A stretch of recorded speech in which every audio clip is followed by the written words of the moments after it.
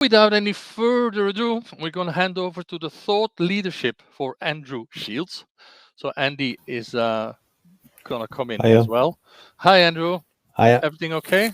I think we're good. I think we're good. I, If you can see me, that's a good start. yeah, I can see you. I can hear you. I know that last time you were on, you had a bit of a challenge with the technology. You even said you even tried to kick your dog, but it hasn't helped at that point of time. I no So longer have a. happy that you're here, and also very happy that you give an introduction which actually leads into the whole discussion afterwards. If people have questions, please very actively use the chat to ask questions. So go into the stage chat, and there you can launch the questions, and then we can see them. And we'll take the questions for Andrew also afterwards, because he will join the expert panel as well. Andrew, you're okay? Good to go. If you see my face popping on the screen, it means you've got about 3 minutes again. So you can see that when I get back. So up to you to share, and Okay, the I should screen is be yours. sharing my screen if I Perfect. Yeah. If you come do it full in screen. the Good. full. Okay. Is that okay? Can you Thanks. see that? Perfect. Perfect. All Okay. yours. Yeah, and thanks for the introduction. The subject of my presentation is focusing primarily on battery electric vehicles. If some of you had seen the presentation that we made back in the Brussels event, you showed that we showed a weakness in battery electric vehicles. And the question is, has that weakness stabilized? And what are the future drivers that should be considered in terms of looking at future residual values on battery electric vehicles? Just a reintroduction myself. My name's Andy Shields. I'm the business unit director of Indicator. What I'll be taking you through today is initially a run through about Indicator. Who are we? How we fit into our holding company, which is the Autoroller Group. We'll talk about what's happening with battery electric vehicle sales and residual values. I'm going to drill in again, as I did the last time, into the concept of market day supply, because that is one of the key drivers in terms of understanding supply and demand in this industry and looking at battery electric vehicles at the moment. And then start asking some questions in terms of why the supply demand ratio on battery electric vehicles is changing and potentially will change going into the future. And all presentations need to finish with a summary. So if I give a little bit about Indicator, Indicator is part of the Autoroller Group. Autoroller Group has 3 business divisions. There is the business division I'm responsible for, which is Indicator. Here we are the market intelligence side of the organization. We look at used car valuations, the used car market, consulting, etc. In the center, you can see Autoroller Marketplace, and that gives us the ability to electronically sell through auction cars across 19 countries worldwide. And the third business unit that we have is Autoroller Solutions, and the solution side of the business develops bespoke software for large fleet owners, vendors, and actually buyers to manage and process their vehicles. And together we integrate our services together in the Autoroller sweet spot that you can see in the center. Let me go in a little bit further on the Indicator side to explain what we do and how we get our data together, because I think it's important to understand that. Effectively, what we do is we capture information on the whole of the used car market through looking at vehicle advertisements on the internet. So we pull in data on 9 million vehicles that are being sold or being advertised every single day, and we pull that from a range of OEM websites, franchise dealer websites, and classified websites. That data and information comes into the Indicator database, and then we set a range of AI and data analytics tools to crunch all those numbers and to bring them together, including things like, from our AI perspective, we'll actually have AI that looks at the photography of a vehicle that's being advertised, so that we can clearly define not only what model it is, but actually what model year that vehicle is as well as taking the text description from the advert. Once we've crunched all that information, we deliver that to our customers in a range of pricing and market analysis, which can be a report, software as a service tools, web services, specific data downloads for our customers, whatever they need to be. So that's what we do as Indicator. But enough of us. This is not a sales pitch. The aim of this is really to have a look at what's happening to battery electric vehicle sales and residual values, and particularly residual values is the focus of today's conversation. So many of you who were part of the session that we had in Brussels will remember these graphs. I've now updated them, but what they show is the track of vehicle pricing across Europe. Here we're focusing on the main big 5 markets, and we're looking at all fuel types starting from the 1st of January 2021, and we've indexed them all at the point of 100.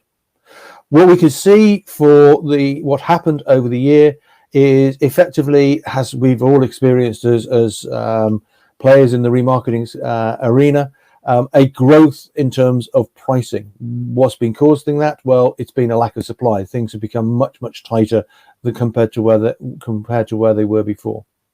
Now, the index that we have here is a constant basket of vehicles all the way through. So rather than remaining stable, these vehicles will be going through their life cycle. So naturally, we'd expect an element of decay in those vehicles over the life cycle.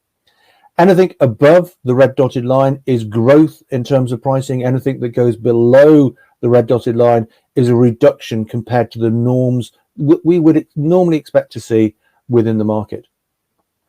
So as we look here at all fuel types, as I said, there is general growth. Fantastic. But once we start drilling down into the individual engine types, then we see much different trends. So if I look at the petrol piece, very strong market, slightly above the average, moving forward in a very positive way. Interestingly, once we get into diesel, which is supposed to be a non-positive, non-environmentally sound thing, we also see that there's an incredibly strong increase of pricing within the diesel market. Moving into hybrids, and within this categorization, we're including plug-in and normal hybrids. Again, we can see this constant growth happening over the period. Now, it's when we move in to look at battery electric vehicles that we see a slightly different trend. When I presented to everybody back in November last year, we had basically seen and this is looking at the first half of the year, we'd seen a reduction in the pricing of the market. So effectively, battery electric vehicles were reducing. And that was interesting because at the end of the day, that was at a time where sales growth was phenomenal. Sales growth had been 150, 200% growth year on year in battery electric used vehicle sales. So that normally would trigger a view of very strong demand. But at the end of the day, whilst there was great sales growth, there wasn't great growth in price. Something was going wrong. Now, what's interesting is as we progressed through 2021, what we've now seen is that reduction has now reversed itself, and the market in battery electric vehicles, pricing wise, is now in growth. And I obviously I'm showing the big 5 markets, but this is something that is now becoming prevalent across all European markets in total. So the question is, what's causing that? And that's where we need to look at supply and demand. And in Indicator, we have a measurement called market day supply, which is where we focus on that. So what is market day supply? Market day supply is a measure of the marketability or the attractiveness of a vehicle. The philosophy is volume growth alone does not measure demand. The key to understanding what's happening in a market is the supply-demand ratio. So when we calculate market day supply, what we do is we look at a particular type of car or an entire market, or let's say a transmission line or an individual make, model, trim derivative. And we look at, firstly, how many vehicles are in the market. And let's say we're looking at a particular market, there's 8 of these vehicles currently for sale in the market. What we'll then do is we'll look at how many of those vehicles have sold over the previous 45 days. And therefore, we're getting a balancing act of supply, number of cars in the market, to demand, the sale rate that's in the market. And on this one, we're looking at effectively 8 cars have sold in the last 45 days. So in theory, it will take 45 days to clear the existing stock of 8 cars. Now, let's say the sales rate dropped and was lower than the overall supply side. What we'd see is then 4 cars here, and therefore it would take 4 cars selling as opposed to 8 cars selling in the last 45 days. So the market day supply doubles to 90 days. It would take 90 days to clear that stock. Again, if it reduces down to only 2 cars sold, then effectively we're looking at 180 days. That would double again the market day supply. Now, when we operate with dealers, we give them a simple traffic light system to work out what is attractive and what is not, what's hot, what's not. And any vehicle that is running with less than 60 days market day supply is good. It's fast moving stock. It will give a dealer high, good profits, high stock turn. It's a really in-demand car relative to the amount of supply that's out there. Anything between 160, 120, it's okay. The higher it gets, the less good it is. But if you buy it right, price it right, you should be okay. Anything over 120, well, avoid. This is not a car that as a dealer you should be buying. It's oversupplied within the market. So that's the concept of market day supply. So let's now have a look at how market day supply has progressed with the various powertrains that are there. Firstly, let's have a look at petrol vehicles over 2021. Petrol vehicles started a little bit high, mainly because of the number of lockdowns. We were in the early, in one of the COVID waves, and as a result, there was a lot of lockdown. Markets weren't open. But very quickly, as the markets opened over the year, we could see the market day supply of petrol vehicles drop significantly, i.e. they're in much more demand relative to their supply. And that has been the driver behind the price increases that we've all experienced and we all understand. Once we start looking at the electric side of the market, you can see that actually it's much more in an oversupply situation. So we peaked at 143, but we're still in the hundreds and the top level of that band, that orange band that I talked about before. And that was fundamentally the driver behind the pricing in the market not keeping up with either where it should be through natural life cycle, or indeed keeping up with the petrol market. Now, what's really interesting is the fact that since we then gone past November, the radical switchback in terms of the correction of that market. Effectively, battery electric vehicles have radically changed their position in terms of the supply demand, their market day supply. And so when we look at that, that's why effectively we're seeing this now change in direction in terms of pricing overall. Fine. So what's the actual driver behind that? Why has supply and demand changed in that way? And are there any lessons that we can learn from that once we get to thinking about the future of battery electric vehicles and their residual values? Well, the key thing to look at first is let's have a look at the new car supply side, or the new car sales side, running up to 2020. And we can see in terms of battery electric vehicles, a growth as stability got in. But then in once we hit 2020, there was a significant jump up in the proportion of battery electric vehicles that were being registered into the new car market. Why was that? Well, one of the key factors was 2020 was the first year of the EU's CAFE regulations kicking in and causing a lot of potential pain to the car manufacturers for the amount of emissions their cars produced. So let's have a look at how that works and what were the pressures. But take the overall rules. Basically, the objective that the OEMs needed to get to was to bring the overall market CO2 emissions down to 95 grams per kilometre. And that's against the NEDC as opposed to current WLTP. Each manufacturer would be given an individual target depending on their starting point, and they were able to pull these together. But effectively, and there's a lot of 95s in this, if for every 1 gram per kilometre they were over their target, they would be charged 95 euros for every vehicle that they sold in total.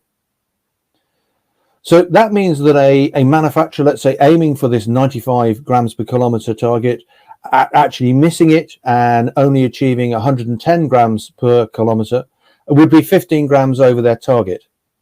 That would result in a 1,400 euro penalty for every single car registered. Now, put that in perspective, that means an OEM with 1 million registrations across Europe would be hit with a 1.4 billion euro fine. And Volkswagen Group is at 2.5 million cars. So you can see the sort of scale of the pain that a car manufacturer would feel if they miss their targets. Question, how hard do those targets to hit?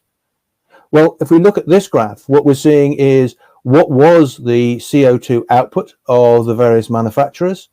And we also see the targets that have been set by the European Union.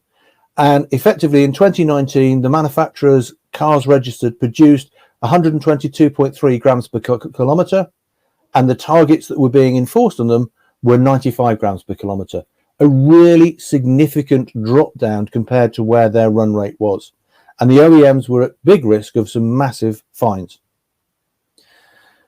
But they had some support. What was that support? Was some transition support in terms of super credits.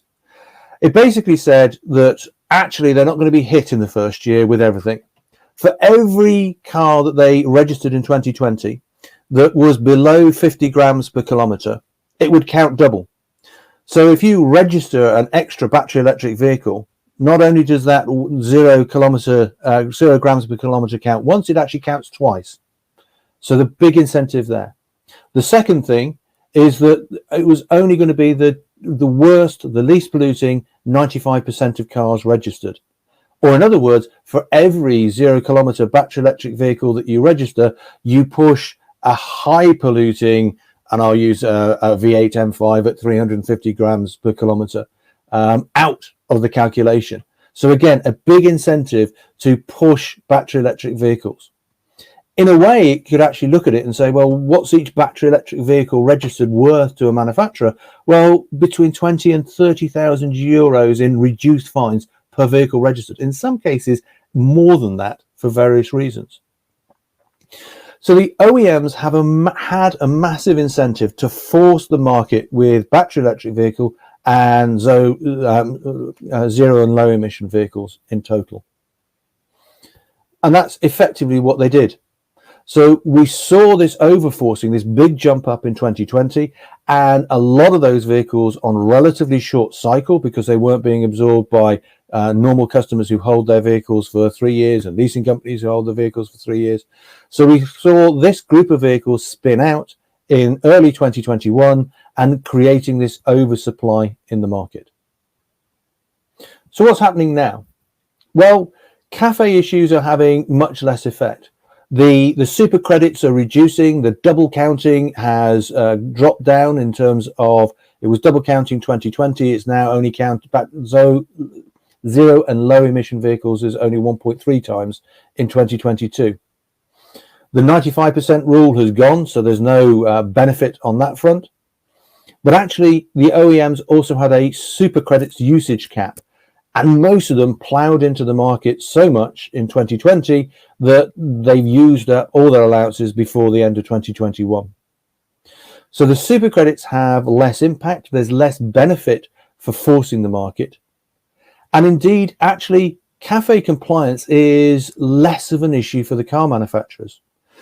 We haven't seen the final numbers, but overall, the majority are, and this is at halfway through 2021, the majority of the groupings of manufacturers had got past where they needed to be in terms of their targets, and actually the others were pretty close, and by the end of 22 have made it end of 2020 have made it over the line.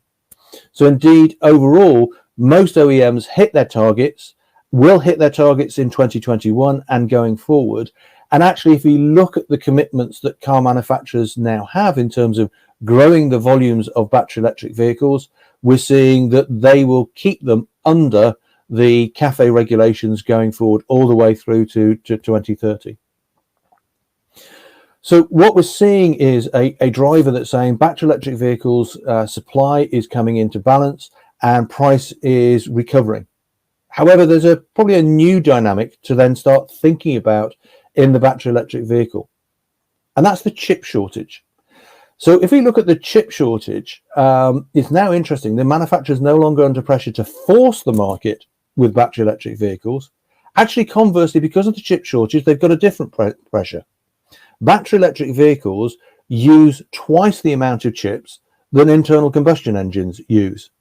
So actually, with a chip shortage, it's harder to produce a battery electric vehicle than it is to produce an internal combustion engine vehicle, because you have more chips that are required in a real shortage arena. So if there is a sustained shortage of chips and the reduced CAFE pressures on the car manufacturers, potentially that gets them to focus back onto internal combustion engines. The question is, how long is this chip issue going to last? So we looked at various different sources of information on it, and probably the best one that we've come across is a report, an analysis done by the Boston Consulting Group. They really looked at the automotive industry. They looked at the demands in the automotive industry and also the supply, what factories were being brought on line to produce more chips, etc., and produced a very, very good detailed report on the future of the automotive industry in relation to semiconductors. I'll give you an extract of that. Basically, their prediction is an ongoing chip shortage. So we can see over 2018, 2019, early 2020, supply demand in the chip area being very much balanced out, which is good, stability overall. But you can see within their forecasts, firstly, the 2021 situation really going into short supply, but beginning to forecast that out even further. Indeed, if we look at this chart where we start moving into the global shortfall, what they're basically identifying is in 2021 there was a 10 million shortfall in vehicle production, but they're still predicting shortfalls in 2022 and shortfall in 2023. Indeed, it's only when you get to 2024 that you actually see that balance comes back into the market. And that therefore gives a lot of interesting understanding in terms of the fact that this chip shortage is probably going to continue for far longer than I think any of us had previously considered. And we're seeing signals and statements from car manufacturers specifically confirming that now. So from that perspective, looking at both internal combustion engines and battery electric vehicles, there is a very definite driver that says, well, the market strength that we're seeing is likely to continue on the back of that. And that indeed, from a battery electric vehicle point of view, the recovery may be sustained for longer. A, because of the amount of chips, and B, because it's now back into correction of supply. However, later on today, we have the expert panel, and I'm sure between myself and the other members of the panel, we'll answer the questions in more detail as to, are these the only drivers, or are there more elements that are going to affect battery electric vehicle residual values going forward? So in summary, basically, indicator, data analytics, the way we pull the data together, the way we analyze the market means that we can get to the nub of the issues that are out there. In the first half of 2021, all values rose apart from battery electric vehicles. They made a recovery towards the back end of the year. Supply demand was the driver, and now supply demand in battery electric vehicles is now balanced out and in an equal footing with internal combustion engine vehicles. Driving factor has been the CAFE impact, the legislation, the taxation, the penalties that OEMs feel, but that in total is being reduced. And now probably the bigger near-term driver in the market is going to be the continuation of the chip shortage. Hopefully that gives you some insight in terms of the market dynamics and the pricing at the moment. Clearly, I'll be on the expert panel a bit later on and be able to answer some of the questions alongside some of the other knowledge and experts there. Thank you, Andy. Yeah, I think very good insight there. Clearly, well, I've made a few notes that we can take up again in the expert panel, like the excess supply that has changed, that compliances might not longer be an issue, so that might change it back to ICE vehicles, and then that the short of supply seems to continue a bit longer than a lot of people expected. Some people expected end of 22, maybe new car supply would improve, and then used cars supply 2023. But this forecast looks a bit different. But we'll take this back with the expert panel. Thanks very much. You're very welcome. Andy, see you later.